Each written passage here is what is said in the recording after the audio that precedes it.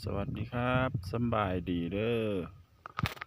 คุณนะพี่น้องเอ้ยพ่อแม่คอยยังอยู่เราคือสิสะอ่อนลูกชายหล่าแล้ว ผลงานลูกชายหล่าที่ดินบกว้างๆมันนะคอยว่า5 เฮกตาร์เนี่ยมันไก่เพื่อนหน่อยนะพุ่นนะต้นน้ำบักจับพูนไปปลาพูนปลาหันกับแมนพูนขึ้นสวนกาแฟปลูกกาแฟมาปลูกกาแฟมื้อนี้พูนพวกมันอยู่ต้นไม้ เสียหญ้ากาแฟอยู่เมียมันอันนั้นดิภาพมันอันนั้นหัวครอบหัวสีแดง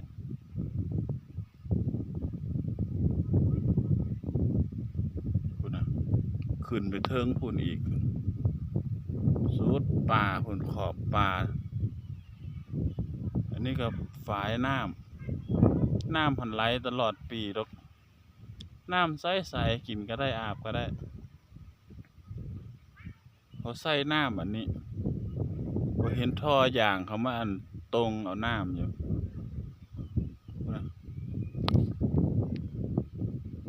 มันเป็นหน่อยๆได้พี่น้องเอ้ยแล้วคอยย่างรอดนี่เขาก็จะเมื่อยได้ยืนพักอยู่อันนี้พวกกาแฟแล้วนี่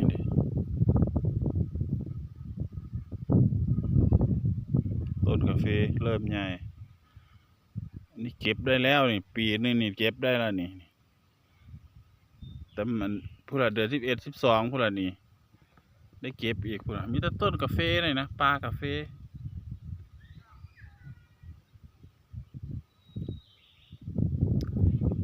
แม่นเบิดละนี่ต้นกาแฟ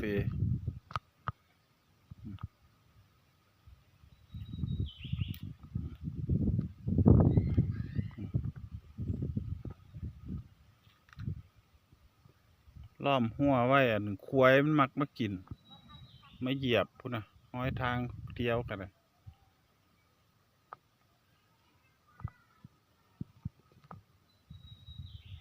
มื้อนี้อ้าวสีแดดแน่แดดแต่ว่าหักลมได้พี่น้องลมหนาวลมเย็น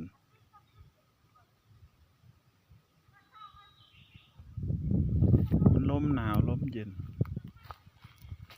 ตะคอยย่างนี่ก็เมื่อยเพราะแห้งแล้วนี่มันบ่แม่นสหายตาดิคันมาขีดใหม่นี่พุ่นนะแม่นเบิดพุ่นนะเรียบปลาพุ่นเทิงพุ่นนะพวกกันเราก็เสียหญ้ากันเด้อปลูกกาแฟอันนี้เขาเสียแล้วแหละเสียแล้วแล้วเป็นจังซี่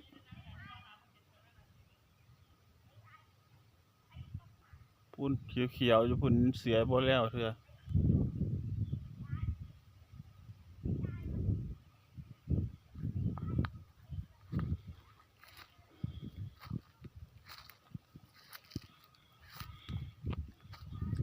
ข่อยละมาย่างเลาะเบิ่งเห็ด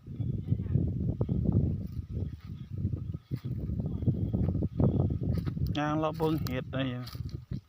เขาคือว่าได้เมื่อบักหลายๆนึงขายกันกระทึก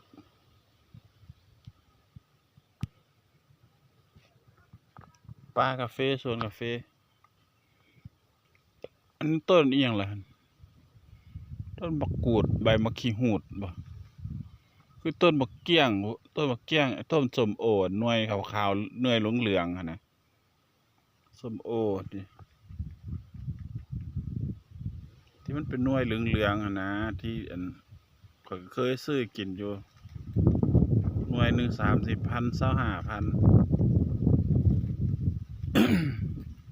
หน่วยสีเหลืองๆเกลี้ยงๆหั่นนะ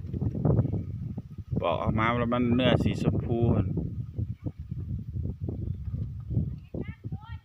กาแฟดิแต่ทั้งบ้านในสมุนไพรหลายพี่น้องแต่ยังบ่ฮู้แต่ละต้นมันเป็นอันนั้นสรรพคุณมันอีหยังแน่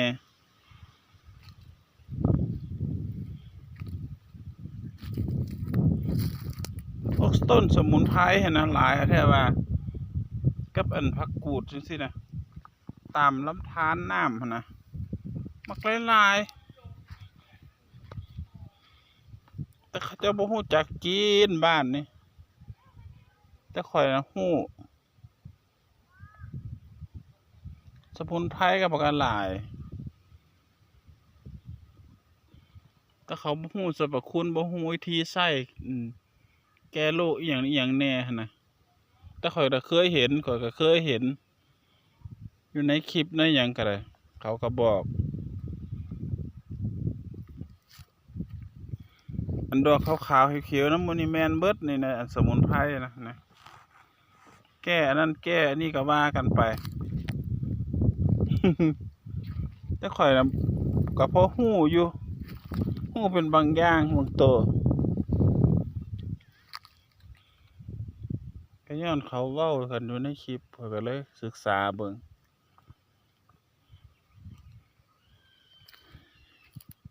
นี่ก็แม่นสมุนไพรนี่ขออนุญาตด้วยที่เอาตีนซี่นี่ก็ผักกูดเด้ยอดงามพี่น้องกำลังขึ้น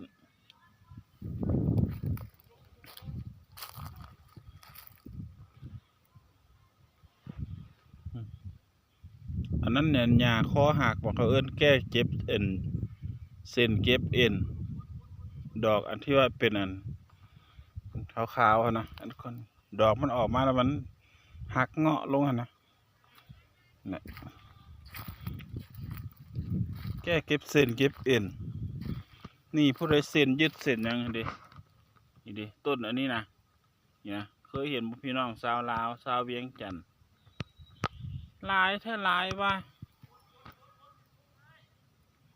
สรรพคุณมันเขาก็ฮู้เขาเอาให้ฟังมันแก้เจ็นพวกเอ็นยืดเอ็นยังหั่นเก็บเส้นเก็บเอ็นเก็บกระดูกกระเดี่ยวนะให้เอาลำต้นมันกับหากมันไปต้ม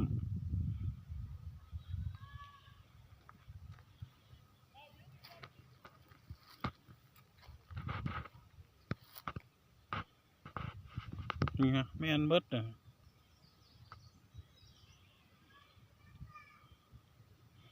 กับอยู่ถึงบ้านถึงมงถึงเฮือนข้างเฮือนด้วยกันมันก็หลายนี่อันนี้ก็แม่นนี่แต่พวกสรรพคุณมันจะเคยเห็นพวกอันหมอยาหักไม้นะเขาบอกเขาแนะนำมายาหมอน้อยนะยาพื้นเมืองนะอันนี้แพแมนนี่นะคอหัก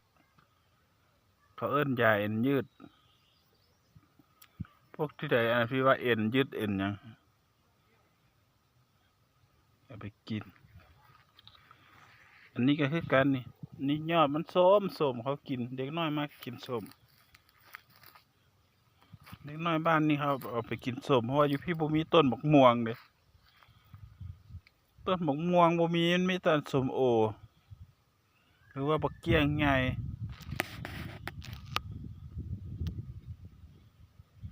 สมุนไพรบอกหลายแต่บ่ฮู้สรรพคุณมัน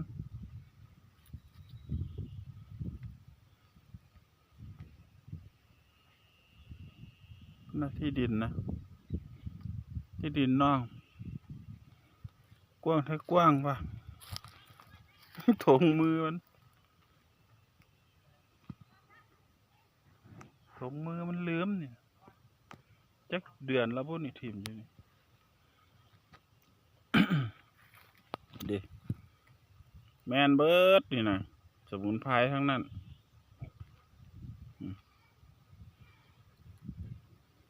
อันดอกอันเหลืองหันน่ะจริงเหลืองหันเขาเอิ้นยังก็ยายังก็ปืนนกไส้ว่าสั่นอันนั้นก็แก้พวกซ้ำกระดูกกระดูกผุกระดูกพุนเคยได้ยิน เอาอันหากมันกับลำต้นมันไปต้มน้ำ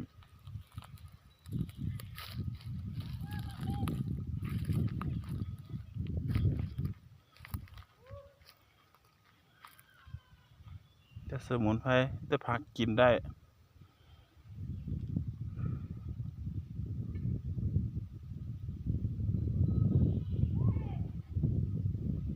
พว่ากันหลายแต่บ่ฮู้สรรพคุณ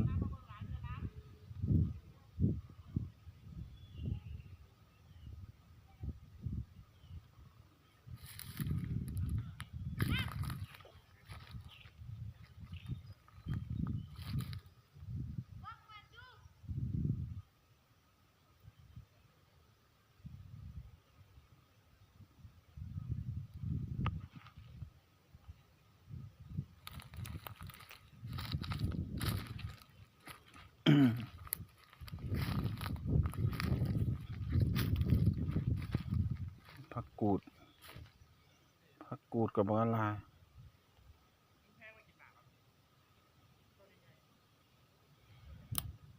ไม่ฟื้นก็หลายอยู่พี่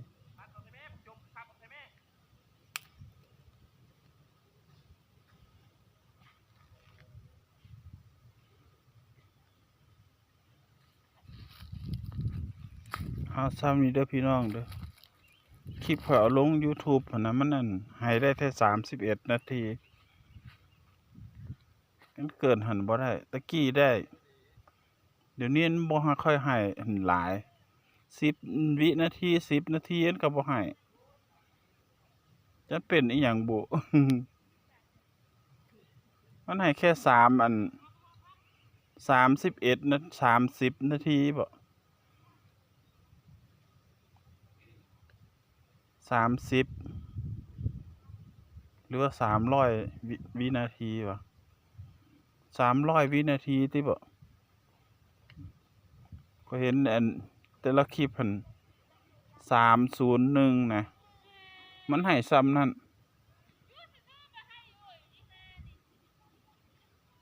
อันนี้มันเกินละบ๊ายบายเด้อทุกคนเด้อรีวิวอันนั้นสวนกาแฟให้เบิ่งรีวิวที่ดินให้เบิ่งกว้างเท่ากว้างวะนะแม่นเบิดได้นะ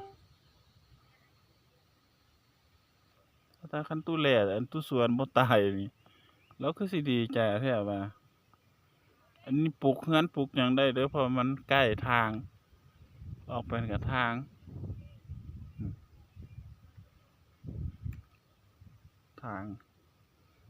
มานี่ก็ยังขี่รถมา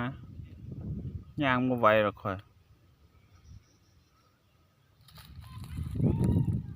เพราะมันขึ้นโนน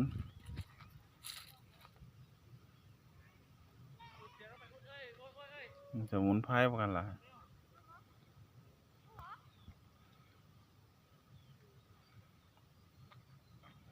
ตัวฮู้ก็ฮู้ตัวบ่ฮู้ก็บ่ฮู้เด้ก็บ่แม่นอันน่ะเชี่ยวชาญหมอพื้นเมืองปานนั้นจะค่อยเห็นแล้วค่อยสะอ้อนสรรพคุณมันแต่อันนี้เป็นโรคแก้โรคหัวจอกหัวใจแน่ข่อยยังบ่ฮู้มันเป็นต้นแนวใดแบบใดพี่น้องเอาซ้ำนี้เด้อพูดน่ะแม่สักเป้ทั้งเฮ็ดอันเสียหญ้า